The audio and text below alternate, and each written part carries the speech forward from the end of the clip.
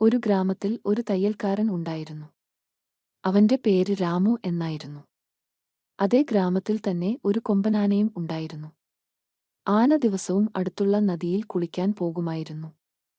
നദിയിൽ പോകുന്ന വഴി ആന രാമു എന്ന തയ്യൽക്കാരന്റെ കടയിൽ ചെല്ലുമായിരുന്നു. ആന കടയിൽ വരുമ്പോൾ എല്ലാ ദിവസവും രാമു ആനയ്ക്ക് പഴങ്ങൾ കൊടുക്കുമായിരുന്നു.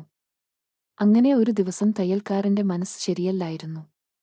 അയാൾ ആകെ അസ്വസ്ഥനായിരുന്നു. അന്ന് അയാൾ ആനയ്ക്ക് പഴം കൊടുക്കുന്നതിനു പകരം കയ്യിലിരുന്ന സൂചികൊണ്ട് ആനയുടെ തുമ്പിക്കൈയിൽ ഒരു കുത്ത് വച്ചുകൊടുത്തു. ആനയ്ക്ക് നന്നായി വേദനിച്ചു. എങ്കിലും ആന ഒന്നും മിണ്ടാതെ നടന്നുപോയി.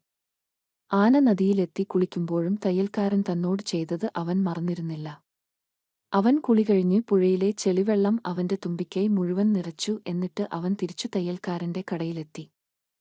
എന്നിട്ട് കടയിലെ തുണി മുഴുവനും തയ്യൽക്കാരൻ രാമുവിനെയും അവൻ